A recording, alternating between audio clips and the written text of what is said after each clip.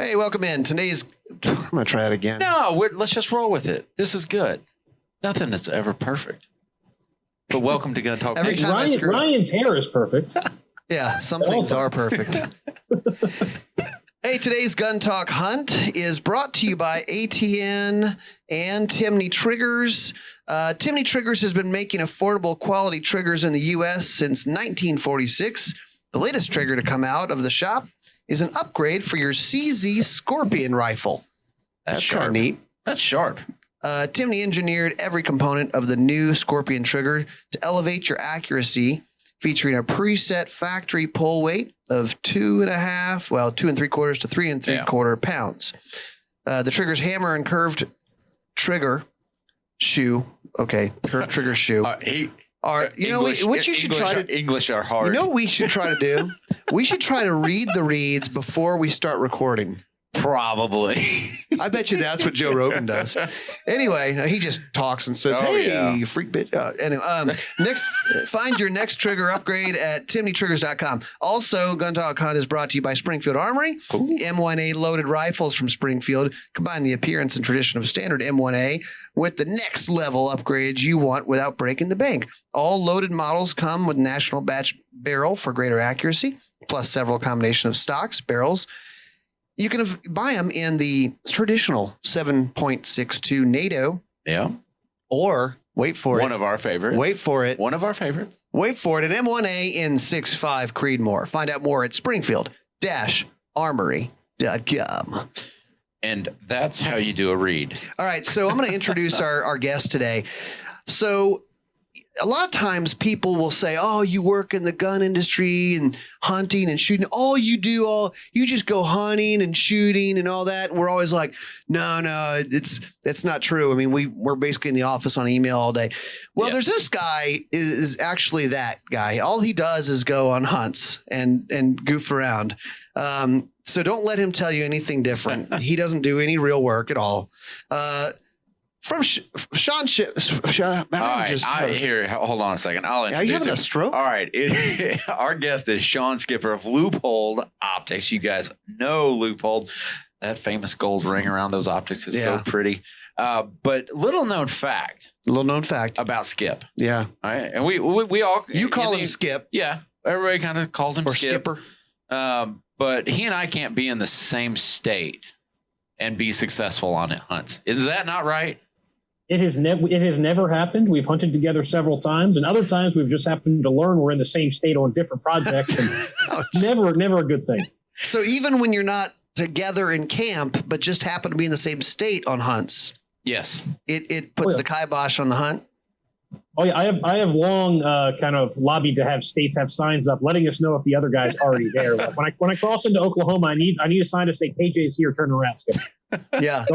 And it really is true. Like we have been on events and either like he'll get one and I don't, or I'll get one and he doesn't.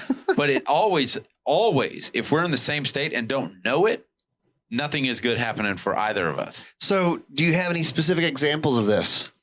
We were on the legendary story he's referencing is an Oklahoma muzzleloader hunt from many years ago where just about everything went wrong except a wildfire. Really? We decided at the end that was about the only thing we hadn't caused. and it was probably the only time since my college years that I've ever used the phrase, hide the beers, it's the cops. Oh no. But no, it feels like there's more to that story. There's a whole lot that goes into that story, but it's an in-person story. That's an in-person story because we get more animated. That's a 1 a.m. story. It really is. But so we were one of the first times that I met him was actually on this trip. First time I've hunted with him, and at the time he was with NRA and doing some of their media coverage, and he came on this whitetail hunt. Well, it was a muzzleloader hunt, and I think I was the like contributing factor to all these things going bad because I was with everybody. No one could hit anything. So they were. This is a deer hunt. Oh yeah. So they saw deer. Oh, monsters too. They shot at deer. Yeah. we shot at a lot of deer. So we had this one blind and it's actually a pretty smart idea. If you guys are looking for an ideal way to set up a blind, here's how you do it. So you set out a feeder for about 2 years. Don't sit on it. Just fill the feeder. Get a big feeder, fill it. And that's what we had. So all these deer are like honed in and on this feeder. They don't care. And this stand hasn't been hunted in 2 years. Is that about right? Yeah, it was kind of like the honey hole spot. Like people only went there when you were out of other options. You needed it because they knew the deer were coming in. Yeah. Right. Well, Paul Pluff, who was with Smith & Wesson at the time, a giant came up 40 yards, misses it. 40 yards? 40 yards. With a muzzle loader? Yes. I got this on camera. Lord have mercy. And and by the time I got to hunt with Skip, oh, by the way, Melissa Bachman also missed a deer out of that. And so we go back to that, and it's Skip and I in the stand. You go in that stand, and there's spent primers all around. How many spent primers were in there? I think they counted after we left, and it was 7. 7. Wow. And it was funny because so Skip and I are sitting this blind. Now, in Melissa's defense, she did eventually kill that deer. She did. Because she got lucky, and he was so rutted up that he just, like a lot of rutted up deer will do, he was like, I wonder what that was, and just went back to... They didn't care. Yeah. But we're distracted. But we're sitting... So I'm sitting... It's so funny. Because, on a lot of feeders, what happens is the deer get conditioned to them, and they only come out at last light, especially if they've been pressured. And so Skip and I are sitting there waiting. We're waiting. And we're having a good time. We're having a great time. Probably more fun than we should in a blind. And, like, I'm watching, and I see this buck. It was big. It was like a 150-inch deer. Wow. Yeah. Good deer. Beautiful. And I'm like, there he is. There he is. There he is. And Skip goes, where? It was that like kind of Laurel and Hardy like exchange. Like, he's right in front of you. Where? Here's the thing was, the last place I'm expecting a big buck to walk out is the center of the food plot. Like, I'm looking around the edges. Right. I'm looking everywhere. Like he must like be walking out right now. No, it's just in the middle. He rose up out of the middle of the field like a Janet Jackson concert. Yes. Just that's exactly what happened. So when you say there's a buck coming in, like that's the last place. I think he's already in the middle, and we haven't seen him until now. Yeah. Right. It was overgrown, but he was right there. And like, I physically had to grab Skip's head and turn it to the deer. All right. So we were having this discussion about something lately. And so how do you guys both have done a ton of hunting. How do you explain to someone where an animal is? If you're hunting with somebody, because that happens all the time. Oh, look, there's an elk. Where? Wow. I'm going to let you handle that one first. If you're hunting with a partner or hunting with a friend or anything, it's tough. For me, I'm a landmark guy, right? So for example, I was just in Alaska, and what we'd often use for landmarks are but we were calling them lakes or ponds, but in reality, they're just big puddles of standing water as we're looking at across the tundra. Right. Like, see those two little lakes over there? Yes. Okay. Start there, and we'd walk people out to it. We're all looking through the binos, which usually works, but that's if you've got those kind of landmarks, right? Other times you might be looking at just a big field. Right. And what are you gonna pick out in the field? Oh, look at that corn stalk. Yeah. Right. So how I do it is it's a clock. Okay. 1 o'clock, 400 yards out, and then that'll get them close to what, if you can get Skip's a landmark going. Yeah. There's a big willow oak or whatever. Yeah. So you start it. It's like a clock positioning. Like, so, okay, it's your 10 o'clock and you're both facing the same way, hopefully, there's just been numerous stories of there he is. Where is he? There he is. Where is he? And especially once you see it, see whatever the animal is, you can't not see it. It's like this. Right. It's just right there. It's right there. But and one thing I'd kind of advocate for even is if you're going to do the there he is, you spot it before your hunting partner. It's probably best to start easy. Like, hey, kind of look over this way, because as soon as you say there it is, I think a lot of people are like, where? And they get and the nerves go up, and then that's actually a good idea. Yeah. They get more frantic trying to find it. So kind of like, all right, so you might want to lean in and be like, all right, you see over by this tree or that tree or however you want to do it. You see at 7 o'clock, and kind of walk them into it rather than there it is, because then all of a sudden, the hair in the back of your neck stands up. Well, dial to 11. And that's exactly what happened when I was like, And I didn't help the situation at all because I'm like, he's right there. He's right there. Like, and he's literally like 75 yards out. You're the guy when someone can't understand you, just yell louder. Yes. No. It's kind of like it's like the calm down thing, right? If you need someone to calm down, never actually say calm down. Right. Yeah. That's not helping the scenario at all. Well, you recently, and I had to call you because you have these pictures splattered all over your Facebook of caribou and some grizzlies. Tom Beckstrom was out there. Brad Fitzpatrick was out there. But you guys had an amazing kind of media event in Alaska. And what did you get to do? Alaska was amazing. So I partnered with Savage and Hornady on this one, and we put together a little media event. And I called Ryan Gresham and asked for KJ, and he said KJ's unavailable. He did not. There's no way you did not do that because I shouldn't have it. Skip go straight to voicemail. Yeah, is that a phone setting? Never do that. No, you guys know I'm lying because Ryan would have said he's unavailable, but I can go. Yeah, that's right. Yeah, man, I know. It's unfortunate. He already has stuff to do. Yeah, he's kind of booked. Yeah.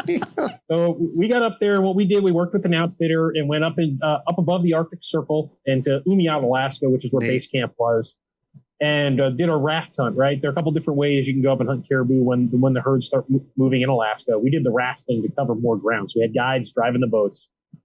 We covered 130 miles of river over the course of a week, just up and down, looking for caribou and also Arctic grizzlies. We had a couple grizzly tags. Cool. So they were in play, and it was fantastic. Just working the tundra hard, a lot of hours behind Leupold glass, looking for these animals. Real exciting, real neat adventure. I mean, I had not had the opportunity to hunt Alaska yet. It's just such a rugged, beautiful, and also dangerous place that it's a very unique environment. Yeah. There's a reason it's the last frontier, right? Yeah, absolutely. We're up there hunting spots that certainly humans have explored before, but not many have and not many will. And it's just very unique. And you're out there beyond the reaches of a lot of modern communication. The Garmin InReach will still get messages out, sure, but if something happens, helps us hours and hours away, not struck right away. Absolutely, yeah. How is it? Because we talk about like different aspects of what you should look for in your hunting gear, and I think as new as we have an influx of new gun buyers in this in our community right now, and a lot of people wanting to do the field to table movement. Like, talk a little bit, Skip, about glass. Like, how important is to find good glass? Because we always tell people, buy the most expensive glass you can. Yeah, optic scopes, binos, spotting scopes, all of that stuff. Talk about the importance of that. Oh, absolutely. Well, I mean, whether you're hunting the east, the west, you go up to Alaska, you need to be able to see, you need to be able to find these animals. You need in their natural environment. You're hunting game in an environment it already knows better than you. It can see better than you. It can smell better than you. It can hear better than you. So you need to be able to pick out these animals and terrain that they're often camouflaged to live in. They blend right into what you're looking at. So you need something that's going to give you a crisp, clear image, and that's also really going to deliver when it comes to taking the shot. When time, it's the big time, right? Why one thing we do here at Leupold is we do have a lifetime warranty, but the way we say it is we guarantee performance rather than warranting failure. You go up on a once in a lifetime grizzly hunt in Alaska and your scope fogs up in the very wet climate, or it falls off the boat one time and gets a little banged up and you can't trust it anymore. What are you going to do? They can't airlift you a replacement rifle scope. Right. And that's why we guarantee performance and always have. And that's why I would only have asked Brad and Tom to use my optics up there in Alaska. When you're shooting a grizzly bear at 30 yards, you need a scope where you're going to get a clear picture and you know it's going to deliver for you. But don't worry, if the crosshairs break or fall or in your sight picture, when you get back home, send in your warranty thing. And I'm talking about other scope companies, right? The lifetime warranty thing. And no worries, right? Like, no, I was looking at a bear. Yeah. And your scope. Yeah, absolutely. Alaska's a rough place. The air is always wet, right? Very humid state, a lot of water, a lot of rain. One thing we learned quickly up there is anything that got wet that we were wearing was going to stay wet. So it doesn't dry out. Yeah. You could hang it outside all day. Even if it doesn't rain, it's just not going to dry out. Yeah. That's just the way the climate Cold is. And damp. So scopes take a beating up there, and there's a reason many Alaskan guides are running Leupold optics is because they can trust them to perform in really the worst conditions in North America. Yeah. I always look at what the guide has, binos wise and scope wise. That's always a little clue. Well, yeah, because they understand, because you're looking through it all day, and I think that's where the more I don't want to call it expensive, but it's priced right for what it is. But when you look through it all day, you're going to get eye fatigue at some point. But the longer that you can stay on those optics, the better. And I think that's where better quality comes into play. Yeah, that for sure. So, Shawn, did you guys use spotting scopes or binos or both? We had the whole kit out there. So we typically hunted in pairs, 2 or 3 guys in a group and the other guys in the other group. So what we had is at least 1 or 2 spotters per group. Everyone obviously was running binoculars, 10 powers in this case. I had the BX5 Santee MHD binos on everybody. And then we had a couple different spotters. I had sent our new SX4 Pro Guide HDs. The guides always love to see this, already had their own Leupolds. Nice. Good. Our 2 guides, the one Jordy had an SX5 Santee MHD. And Randy, the older guy, had been around a while. He had a good old-fashioned gold ring spotting scope. Made right there in Beaverton, Oregon. So, nice. And you're right. You really need to really get the eye relief. You need to have the glass for hours because that's how you're going to find these animals in this big open tundra. Sometimes one of the grizzly bears we saw, all it was occasionally you'd see his head pop up above the grass. Right. Because and the bull caribou that I eventually killed on the last night we were there, we spotted him at over 2 miles away and then had to determine, is he a bull worth chasing? And heck, with caribou, is he a bull at all? Because the cows have horns. Right. Yeah. Wow. Good night. You may be familiar with this technique, but I learned about a technique a long time ago when you're using a spotting scope and you're going to be doing a lot of spotting, a lot of glassing. One of the things that you can do to help with eye fatigue is get an eye patch.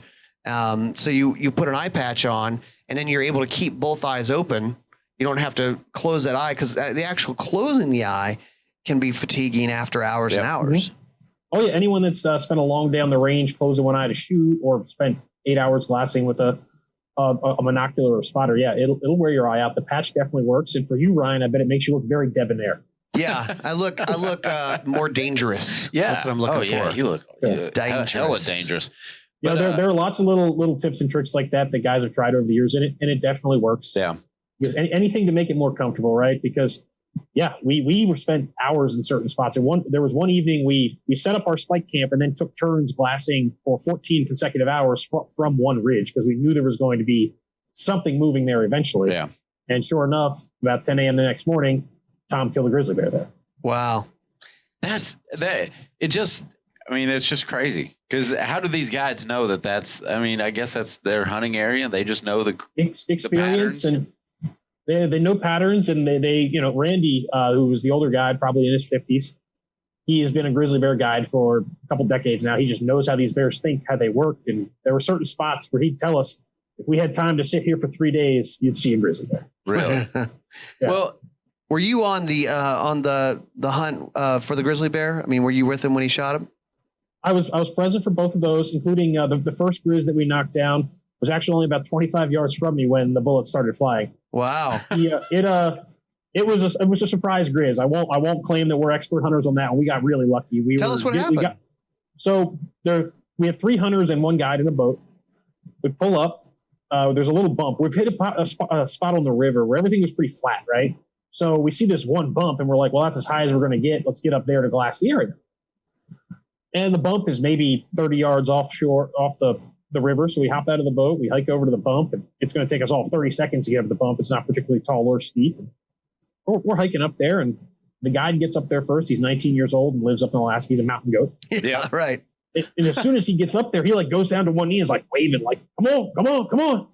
And Brad, who was our guest, so he would get first shot at anything, he hustles up there, and Neil Emery from Hornady happened to turn to me, and he kind of gave me a weird hand signal, but I understood it meant bear. He was kind of making the claws with his fingers. He regretted it right away because I could have easily inferred to it's a house cat. But so he saw the look on my face and then he immediately frowned. But I understood he meant bear. So I kind of pause where I'm at, like most of the way up this bump, just to, I'm just going to wait it out so I don't make any noise. I'm going to watch Brad shoot it from a distance. And I'm expecting them to have gotten to the top of the bump and like down on the flats on the other side, there's a bear gnawing on some grass or something, right? And then I see Brad aim his gun and it's off to my left. And I'm like, So I look over to my left and coming around the corner of this bump, head down, just kind of trudging along at 20 yards is a 7.5 foot grizzly bear. Walking towards you. Yeah, and I'm like, that's a bear. That's and not a house cat. So I swing my gun up really quick just for self-defense purposes, and I'm kind of waiting, like somebody better do something. And Brad got set, and he let her rip, and the 338 Win Mag made pretty short work of that, even that big old Grizz. One shot? No, I mean, with dangerous game like that, you're putting more in it no matter what. Yeah. Given the opportunity. So he emptied the gun and planted that bear. The only direction he went after that was rolling down the bump. Yeah. Hopefully towards the boat. Right. Actually, it was the shortest pack out I think they've ever had on a grizzly bear. I could have thrown a baseball from the boat. That's great. Yeah. That's funny. That's helpful. The only problem was it was real heavy reeds with about an inch of water on the ground. So that was the worst mosquito experience I'd had. Was getting out that bear. So you went with an outfitter, which when you're hunting, in Alaska or something like that, a lot of times that's kind of like, especially for grizzly, you're not going to get the opportunity to hunt grizzly in Alaska without a guide. Yeah, that's actually the law. Yes, it is. You will go to jail and pay heavy fines. Or get eaten by grizzly. Yeah. But there's a lot of do-it-yourselfers out there that regularly go on these caribou hunts, and Skip was able to get a caribou hunt done, and he was actually successful. By and yourself. This was on this trip, but he actually like it was like him and a guide. You got to tell the story because it's hilarious. Yeah. So, it is true. There are a lot of DIY trips out there, especially for caribou. I think it's that, and then the old Kodiak Island stick to deer hunt are two of the most popular DIY hunts in Alaska. And so, your listeners could absolutely do some homework and do it themselves. Especially, with caribou, if you catch the herd right, it is very, very doable. But we wanted to include Grizz, and to do that, we had to have the guide and the outfitter. So with me, everyone else in our party had killed something. We had a couple bears down, a couple caribou down. I was the last guy left, and it's our last full day there. So I grabbed Randy, who was the older guide. We had the jet boat we were using was kind of a raft with a little jet motor. It was a little bit slower and a little bit smaller, so it could really only handle me and Randy and all of our gear. And I was like, Randy, how about we break off from the group and try to find me a caribou? Because they had just killed one, and they were going to be a couple hours cutting it up. Right. He was like, okay, let's do that. So we got ahead of the rest of the group and spent 8-9 hours combing the river. I mean, it was up and down. We'd get to a bluff. We'd park the boat. We'd run up there. We'd glass for 20 minutes, run back down, get in the boat, move on. Saw a bunch of muskox. That's neat. Which were off limits, though. Yeah, they were off limits. We did see a wolf at one point. That season did not open until August 10th, which was the day we left. So close. Saw a bunch of wolverines. That's not until September 1st. So see, and that's another thing that people go, oh, I have hunting in my area. But when you go someplace like that, you get to see all this cool stuff. Yeah. I did not get particularly close to a wolverine. I hear they're pretty mean. Oh yeah, that would have been neat. So we just keep pushing it. There was one portion of river I really wanted to go check out again because earlier in the week we had seen a Grizz kind of milling around down there. He was the one that we'd see his head pop up. He was a little skittish, though. You could tell he'd winded us at some point. And, these bears, a lot of them have never seen humans, so they're going to decide right away, do I care or not? And he obviously cared, but just not interested in being around us. And so I was like, let's go down that patch and see. We haven't been down there for a couple of days. Maybe he's gotten a little more confident. He's out moving again. And Randy's fear was because the water levels were dropping in the river. We hadn't seen a lot of rains that we wouldn't be able to get that boat down there. So I was like, all right, no worries. I don't want to get stuck.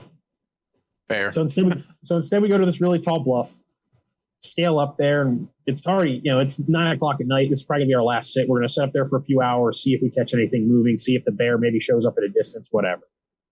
We get set up and get comfortable against the tussocks is what they call it, which is the tundra. It's this mossy clumps of mossy grass that are a real pain in the butt to hike through. It's definitely the toughest hiking you've ever had in your life, even on flat ground. Wow. Because it's imagine a bunch of half basketballs sticking out of the ground and you have to kind of walk in between them. Jeez. And then when you moguls. step in between them, then you're stepping in between them and there's usually water in between them too. So you're sinking into the mud and it's tough. You should see his feet now. They're still wrinkled.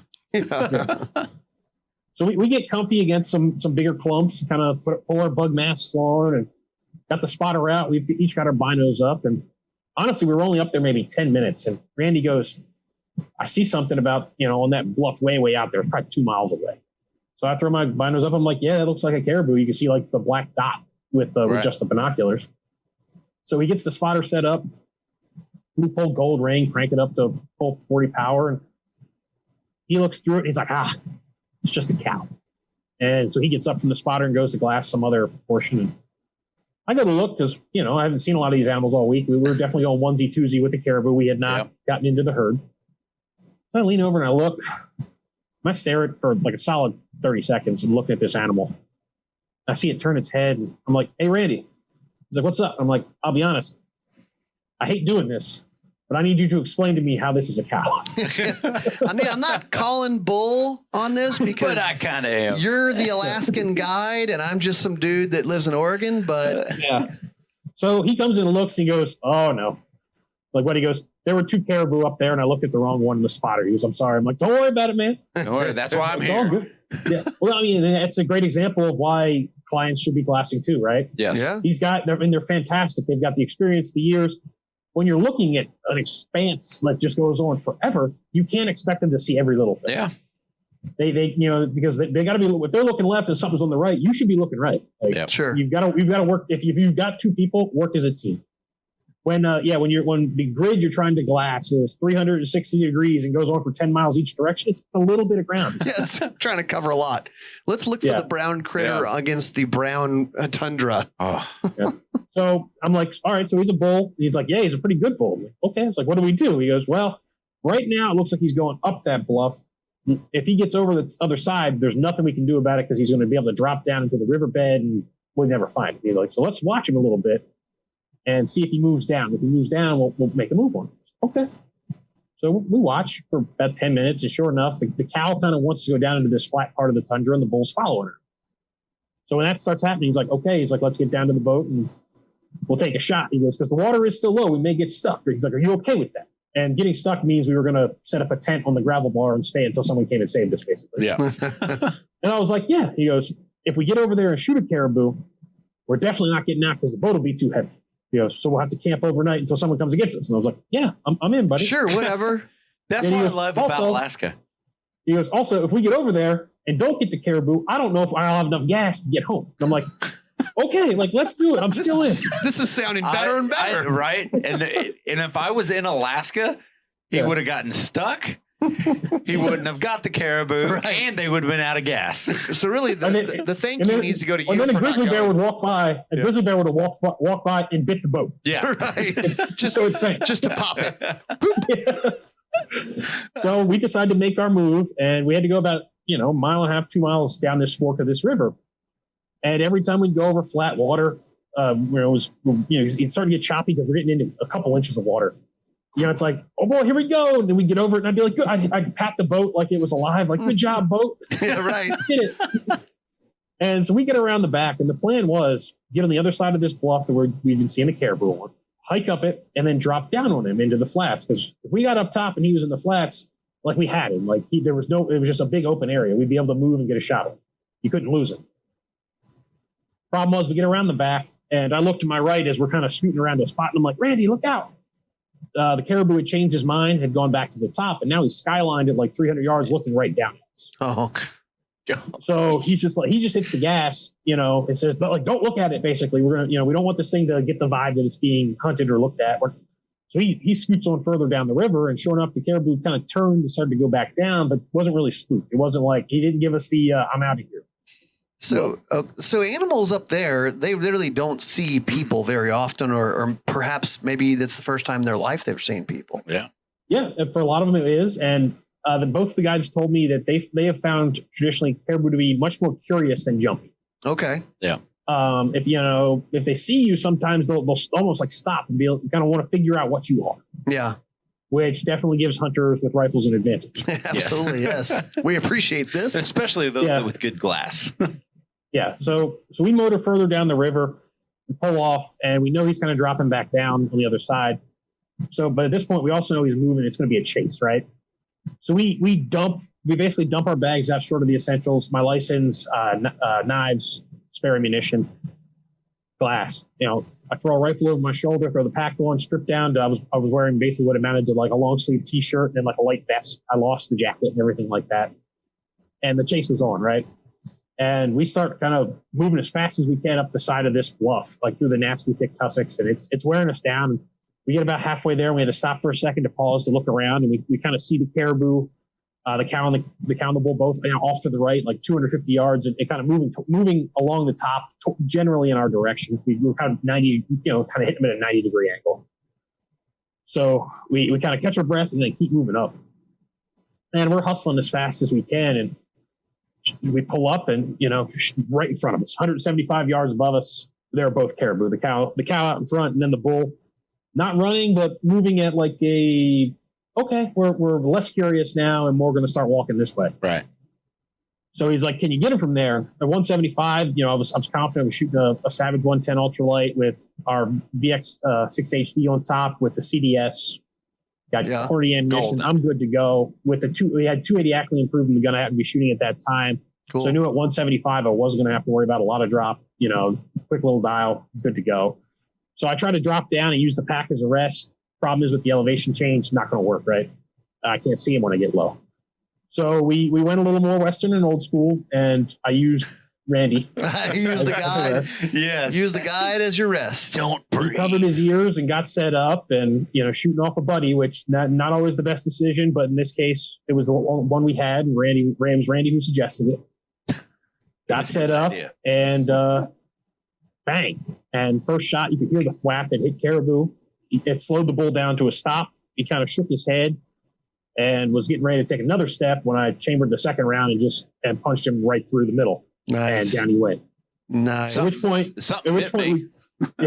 we cleared the gun, and then both like fell over and caught our breath like, wow. Because we'd been running up that hill. Yeah. And we were just worn out. So we laughed and high-fived and took a minute before we went up there, and he was laying there right where he dropped. He had not gone far. The bullet did its job, tore him up. Big bull down. Wound up being the biggest bull on the trip just by sheer circumstance. Wow. That's very cool. Patience pays off, man. How many people shoot with an elevated heart rate? How many hunters, maybe more specifically, actually ever shoot with that elevated heart rate unless they're hunting? You're right. Not a lot. And you're talking about that. I've been there. You're like, because it's always that case, right? Well, there's that mule deer. We just need to get up and over this hill. And you're going up, like you said, you're going up with the guide who's basically a mountain goat. They walk these hills all the time. This is their life. Yeah. The only way that I've found that you can actually kind of get close to that is like take you some exercise cards out there and go, okay, I'm going to do 25 burpees, 25 push-ups, 3 shots, and like try to get that heart rate up. Man, it's tough. Yeah. No, one thing we, a couple of our product line managers, they've talked me through what they do when they're practicing. Oregon Coast Range here, especially, real rough terrain, a lot of up and down. Oregon is not a state where you're going to find a lot of folks that are blind hunting or stand hunting, right? It's spot and stalk and chasing animals around. So usually when you take your shot, you run up a hill or something and had to get set up on them. So I know one of our product line managers who handles the Gold Ring rifle scopes will often go to somewhere where it's a little elevated, set their rifle down up top, run up to it to just get the heart pumping, and then get down and then shoot the steel that they've set up. Right. Purposefully getting themselves winded and getting the heart rate up. And it's a great idea. It's a great exercise. Yeah. We always say after you get your rifle sighted in, you need to get off the bench and you start working from shooting on top of a pack or shooting kneeling or all these sticks, all these different positions, but getting your heart rate elevated a little bit where you're huffing and puffing a little bit. And a lot of the PRS guys are doing that now too, because you go to these PRS events and they set stages up purposely to make you have to hoof it and wear yourself down before you take a shot. Yeah. Yeah. It's a good point. They want it to be more challenging.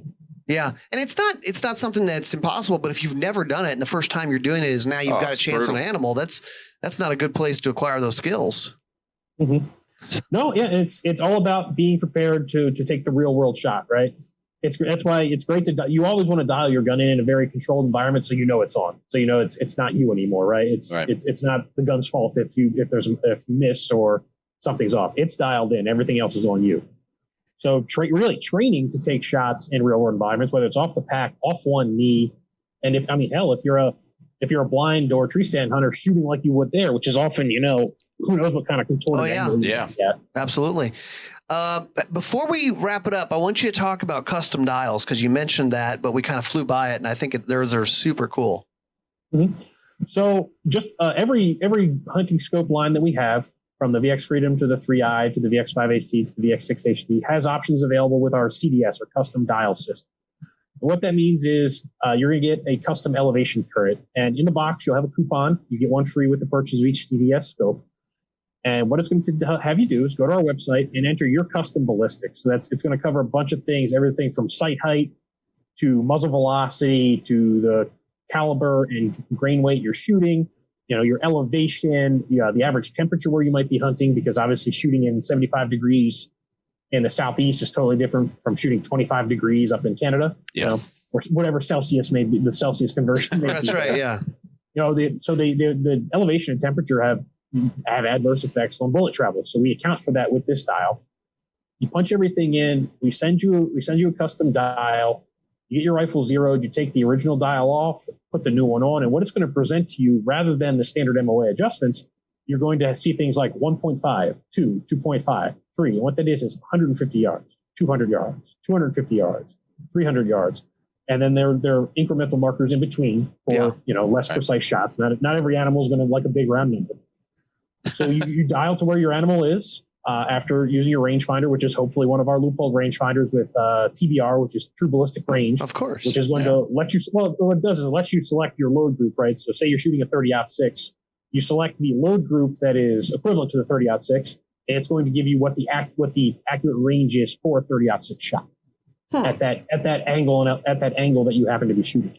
Interesting. So you take that data, dial your turret to whatever the number happens to be, and then you can hold dead on. And what it really does is it gets away from holdover, right? A lot of hunters grow up doing holdover because that's just how people used to shoot. Oh, he's at 200 yards. I know where to hold in my reticle, right? Right. Sure. Or I know to hold, if you were just using a duplex, I know to hold, just over his hair or something like that. We take that out of the equation, give you a much more precise solution. And it just what it does is it inspires confidence, right?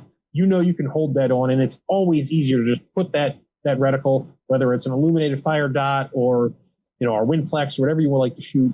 Everyone feels more comfortable putting that on the vitals and being able to pull the trigger. And with the CDS style, it's easy to do, and you don't have to go out and dope out your rifle, which is still an excellent thing to do, but you're not required to do that. Speeds it up for you and makes you a more ethical hunter too. I mean, you're able to make those shots. There's no guesswork. My only problem is every time I put a CDS dial on a scope, it's like the animals walk to me and I don't even get to dial it. Right. He's just standing there He's a magnet. 99 yards. Well, I guess that's it. That's easy. Yeah. But no, it is an excellent tool. We cut thousands of dials every month to get them out to consumers. And like I said, you get one free with the purchase of a CDS scope. And if you want to take that scope, say you might want to change rifles later on, you only own one CDS scope, you want to move it to another rifle, or you've just decided to change things up, or you're just, say, hunting in totally different locations, right? So your elevation goes from 8,000 feet to sea level. Right. It's about $80. You give us a call and we'll cut you a second dial, no problem. Handy. Very cool. Shawn, thanks for being on with us, man. Thanks, brother. No, thanks for having me on. It was good to talk to you guys, and I'm sure I'll see you again soon. Yeah, absolutely. That's it for us. We'll see you next time on Gun Talk. Hunt.